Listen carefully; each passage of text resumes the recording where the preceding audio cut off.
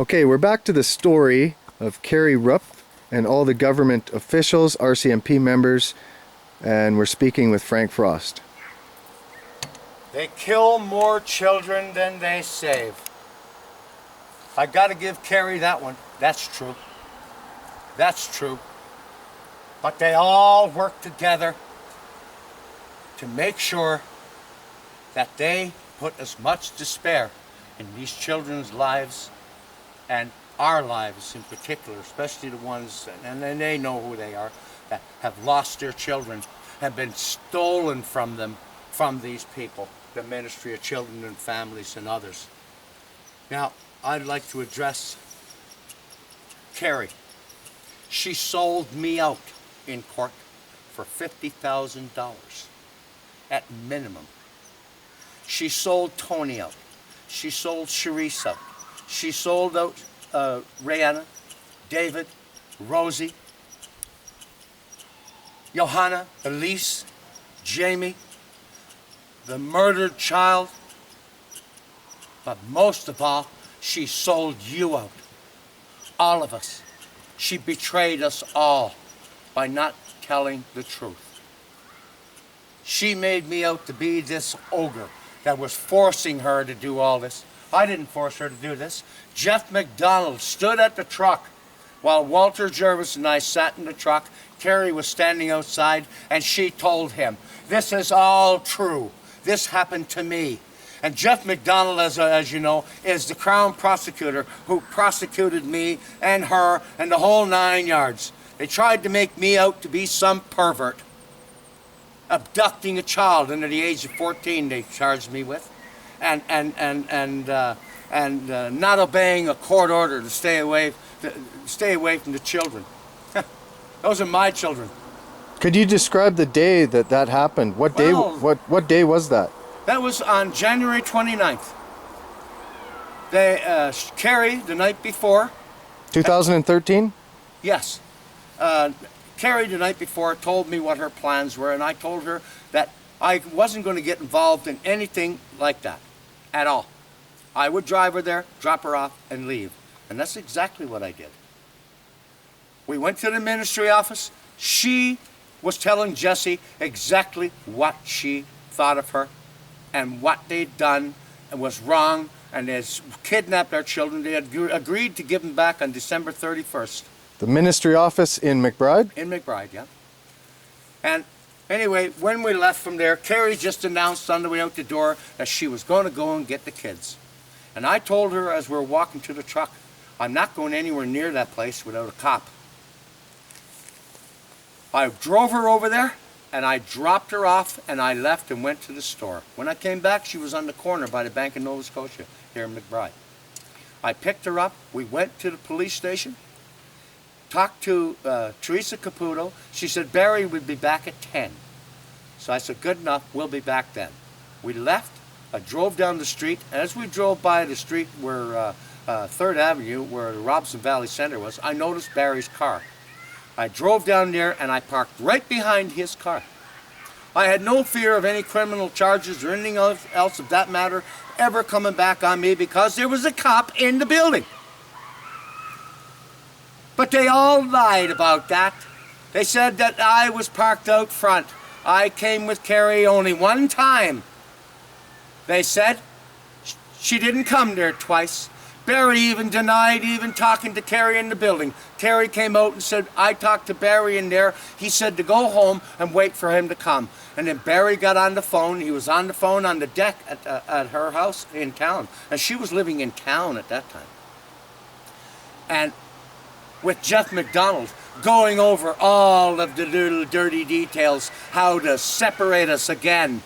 And that's what they do. They separate the herd. That's what they do best, is separate the family unit and make it so that you're not a team anymore. And they at that time, that night when we went to Prince George. What night was that? That was the night of January 29th. She was tortured by 5 RCMP officers in a cell in the prison in Prince George. On the documents, you'll see that I made a request of the Corrections BC to look into that matter, and you'll see their response. And they'll never do anything about that. As far as they're concerned, it never happened. And every time I bring it up in court, they just totally ignore what I say. And they've tortured her ever since. Look at the tape of her interview with Kennedy. The last words she says are very interesting. How did I do? How did I do? Now, why would you say something like that with an interview of that nature? And then look at her face when she sits in the chair.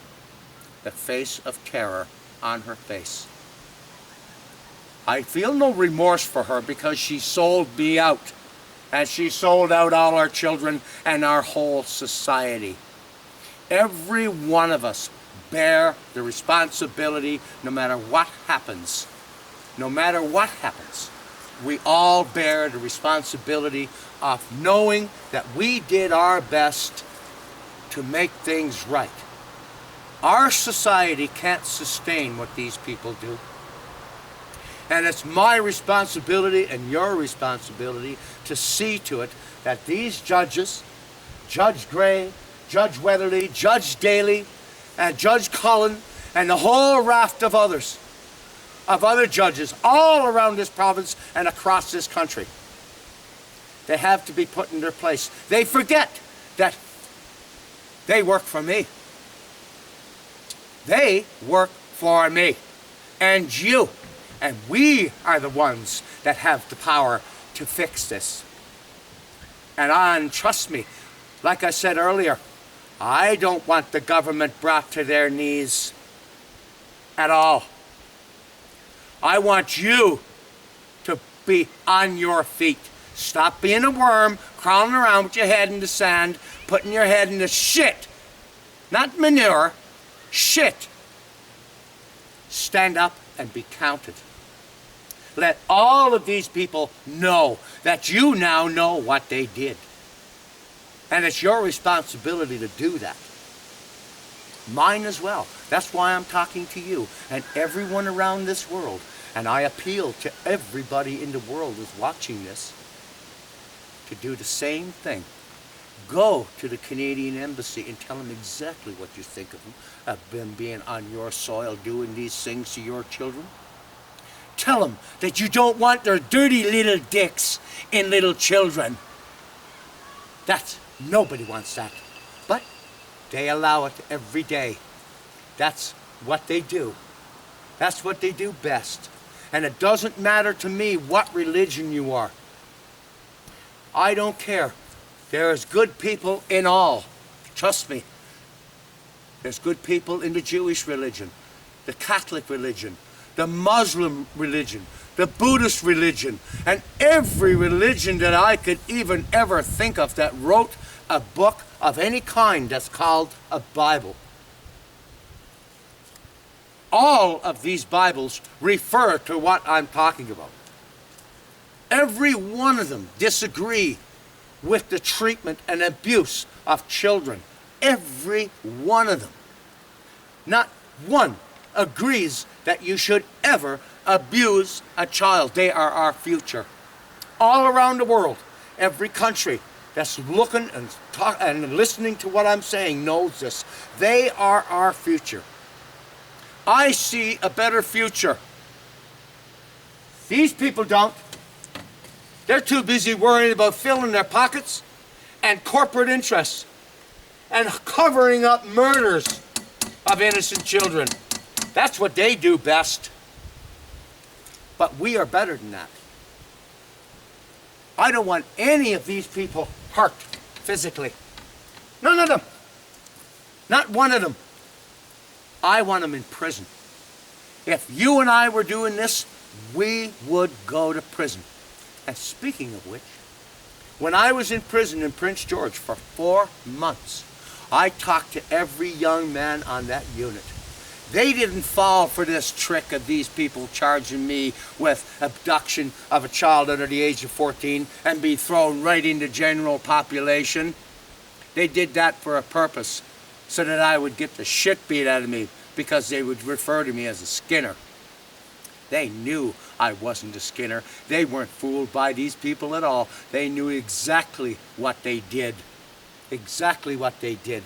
And they were very supportive and extremely, extremely forthcoming with their stories.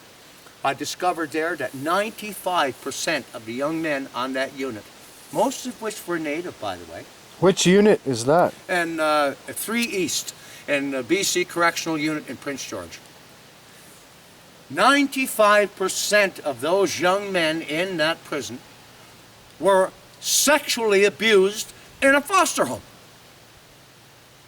The other remaining percentage were physically abused by social workers and foster parents. We are not in control of who is selected to be a foster parent. The Ministry of Children and Families are. Now, that tells me that they select these perverts intentionally. You couldn't possibly be that wrong, could you? You couldn't possibly make that horrific mistake that 95% of the young men were sexually molested, and I'm only speaking about the young men. What about the young women? The little children? All of them were children at the time. Every one of them. They told me their stories, horrific stories. Horrific. You know, and on that, I got to tell you one story about a young man that went to his leaders of his community on the reserve and told them what they were doing. And his feelings today, and I won't say his name because I don't want any of these people going after him for this. He said that he believed that the leaders of his people on that reserve were supporting the MCFD and the RCMP in doing this. He's from a very poor reserve, most of which are. You know, us white people, they say, you know, I've had people say it to me, oh, the fucking Indians, they get everything they want. Look at all the money they get. No. Well, they don't get all the money. The chosen ones in the reserves get the money. The ordinary folk, they live in squalor, believe me. They can tell you themselves they live in squalor. And their children are being molested constantly. Constantly by the RCMP and the Ministry of Children and Families. We have to end this. There is no room in our society for any kind of activity like this. We can't sustain that as a society. I want these Native communities to stand up. Not the leaders of this community, because they've had more than opportunity to do so. I want the people in those communities to stand up and realize, no, that what I'm saying is true. They know this. They know it's true. Stand up and be counted. Could you be a little descriptive? We're going to go back a bit. Can you let us know what form and what modus operandi that the RCMP used in your arrest? They separate you first. We were both charged together, but we never went to court together. She had a separate court case where she pleaded guilty. I didn't. I pled innocent. And because of that, I spent 3 months in prison for something they wanted 30 days for, by the way. When you plead innocent, you spend more time in jail than you do if you plead innocent, or guilty, sorry. That's how our system is set up. You plead guilty, we'll let you go. You plead innocent, you're sitting right there, buddy, until you rot. Were you supposed to appear, was your original court case to appear in McBride? Yes. And did they have it transferred to Prince George while you were incarcerated? Actually, no. They transferred it to Valemont first, and then they transferred it to Prince George. What did they do when they transferred it to Prince George? Well, what it was they wanted me not to have my subpoenas handed out to the people for me to prove this conspiracy.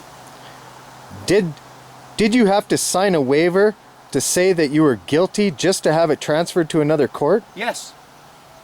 That's a violation of the charter, wouldn't Well, you of course think? it is. The Charter of Rights stopped outside the door in my case, and in many others, I might add. It never came in the room. Judge Gray saw to it. He knew that I never had accessibility to a phone in that prison. They would not let me use the phone to even phone and check on my property. They were ordered by Judge Brecknell to have me use the phone, and they still wouldn't let me use the phone. They didn't want my documents on that unit. I did sneak some documents back from the trial, though, and so that all the boys on the unit seen. In Crown Prosecutor Jeff McDonald's initial sentencing position, what did he write on that?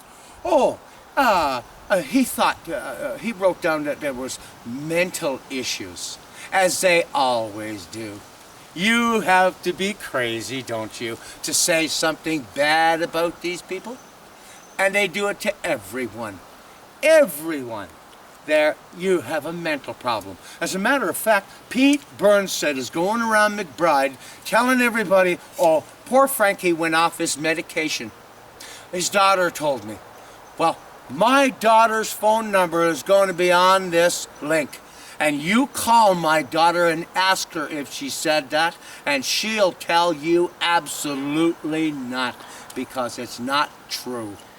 Did the court or any certain judge recommend you have a mental evaluation? Oh, they talked about it, but then they decided that that wasn't a very good idea. In giving that I was a counselor at one time for the Ministry of Children and Families, and I know how that system works and how corrupt it is and how overwhelmingly the social workers feel this sense of power that they have. You just mentioned that you're a counselor for the Ministry of Children and Families. When and where? I was a counselor for Head Start Industries in Penticton, BC. I counsel people with head injuries, people with mental disabilities. I also work for the Quesnel Association for the Mentally Handicapped in Quesnel. For how long and what years? Approximately 11 years I worked within the ministry and different parts of that organization and others. So when you referred back to they were trying to say that, or Pete Burnson had made reference saying that you were off your meds as he was slandering your name according to your statement here, were you at any time on any medications? Never in my life. Never in my life. So that would be construed as another character assassination attempt. Absolutely. And that was just done for the locals. Everybody in McBride to think that I was on some medication. Ask my daughter. She'll tell you. My son will tell you. Never in my life have I ever been on any kind of medication. Never in my life. That could be verified with your doctor as well. Absolutely. Absolutely. Absolutely. My medical records will reflect that. As I pointed out earlier, I don't even take an aspirin. Nothing. The whole idea of charging me with this crime was to get my DNA. So that now they have my DNA, and they're, I'm sure, looking and putting together some case to pin some murder or whatever crime that they've got in line for me. Why would they request for you to supply a DNA sample? My question to the court as well. And it was only done exactly what I just pointed out. When did you have to go for a DNA sample? On September 30th, I went in and gave the DNA sample. 2013. Yeah. Yeah. A constable from Lewisport, apparently. He said he's from Lewisport. I doubt that. Where I went to trade school in Newfoundland. And he didn't even know what he was doing. I had to show him, actually.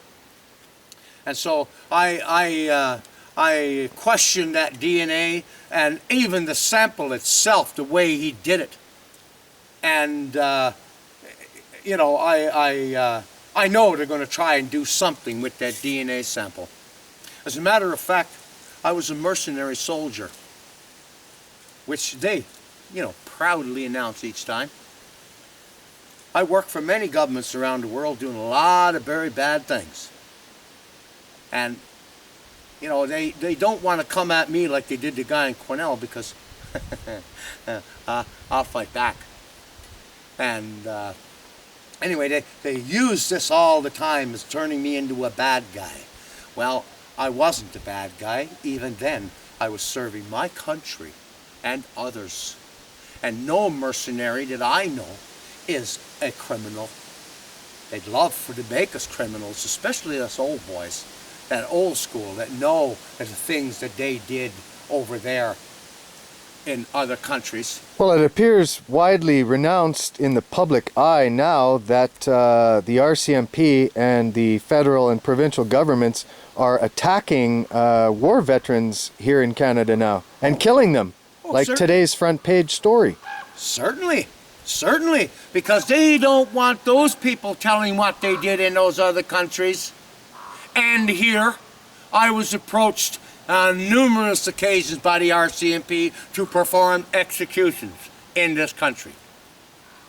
One point, in fact, my ex-wife, Marjorie Smith, Frost Penner is her name, lives in Quesnel, works for Safeway, was present when a gentleman by the name of Nick Stone came with a wanted poster that the detachment of Elkford had sent him to ask me to execute these two men if I seen them. And apparently they were going around burning people in their motorhomes, and they arrested them in Kamloops, and they had to let them go, they said, on a technicality. And they didn't want them back. I won't say, because I may be incriminating myself, of the other things that they asked me to do, but this is in Canada, people. This is in Canada. And I told them then that I was not going to be doing their dirty work in my country. That's Gestapo did that. The ones they hate, they said. I wonder now where the Gestapo even learnt this shit. Because they learnt, I guess, by observing these people. I've known for years about the drug trade that the British government, the American government, and the Canadian government are involved in. Why do you think we were in Afghanistan? There's no oil, there's no natural resources in Afghanistan. None, except heroin. And they were there for Pfizer and other big corporations, and also to replenish their own supply of drugs. That's why they're there. Ask any mercenary why we went to these countries. It was always for natural resources. Okay, we're kind of getting off the story a bit here. Let's get back to the misfeasance and malfeasance and stalking, harassments that you were speaking about before with the certain RCMP individuals. And could you explain a little bit more about that? They have broken into my home, stole documents. Barry Kennedy and Jesse Smith went to Carrie's house right in front of her and searched her house and took all of her documents. When Carrie, when I got out of prison here just recently, Carrie went to the reporter, yourself, and asked you to do an interview with her so she could recant everything she said in court and all of the dirty things that she said on the interview, and she wanted to come clean. I had nothing to do with that. That was her wanting to do that to clear her conscience, apparently. And no one has seen her since. And the last I heard was Barry Kennedy telling this reporter at the RCMP detachment in McBride that Carrie didn't want him calling her anymore because she had phoned him to ask him to tell you not to phone her. Now, Carrie's a big girl. If she didn't want you to phone her, she'd call you herself. She set up the appointment, not Barry Kennedy, and nobody has seen her since. Nobody. So I don't know, if she's being held out at this farm she's living on just outside of town at Al Adderley's or not. I don't know. I couldn't answer that.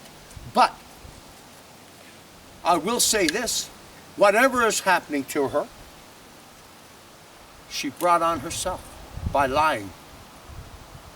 How do you think that, do you believe that she may have been coerced? Oh, absolutely. They've been in her ear all the time. When on the things, she turns me into this, oh, he was this overbearing and threw me on the floor and all of these things. Exactly the same as what they did with this reporter and his wife. You could almost, look, it's like word for word of what Michelle said and what Kerry said about this reporter and myself. The similarities are too much to be a coincidence. They coerce people every day to do their bidding and everything they want you to say, but they can't do it to me. I cannot be bought. I gave them the opportunity twice. Twice I said to them, I just want the guilty parties. Stop involving all these other people and incriminating themselves. I want the guilty parties brought to justice. They said no. Twice. Now I want them all. I want every goddamn one of them that stuck their little nose into this business and went on with a bunch of lying crap. And I want everyone that stuck their dirty fucking dicks into my children, all of them, every one of them incarcerated. Every one of them. I want my system of government and my courts and my cops to do their jobs and work for me and my friends in my society and around this world, but in particular, my children. You do your job. Could you give me a little bit more clarity and explanation in how and what methods they use, as we'll go back to that story? What other methods do the Crown prosecutors and RCMP, what devious methods do they use besides the coercion with Kerry? And how long were you and Kerry together previous to this arrest? And how was your relationship with her at that time? My relationship with Kerry was one of, I love her. I love her children, which are now my children. She told me she had never felt love till she met me. She didn't even know the definition of love till she met me. I treated her with love and respect at all times. We had our moments. She yelled at me, I yelled at her. All the time of any incident, which wasn't very many, trust me, was about the cops and the ministry. And I didn't understand at the time that, she was doing all these erratic things that I didn't want her to do. And I confronted her on this and said, look, I can't do this if you continue doing this way. It's just not the way it's done.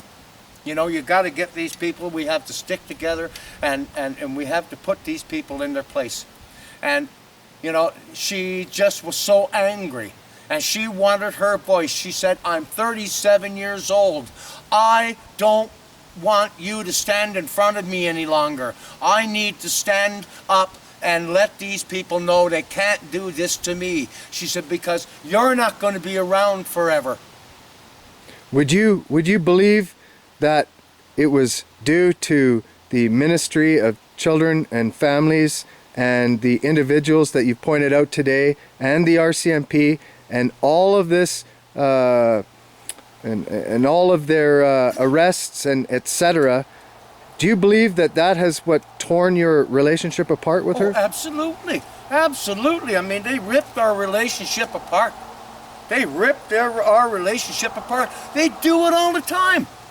And you'll see on my link, and these people that are watching and been through the same things, they will tell you the same things. exactly the same things. They tear the family unit apart. That's the first goal. It's just like lions hunting gazelles. Separate them from the herd. Separate them from the herd, the oldest trick in the book. Get one to turn on the other. Another oldest trick in the book. Excuse me. They knew they couldn't get to me because I could not be bought and I could not be coerced.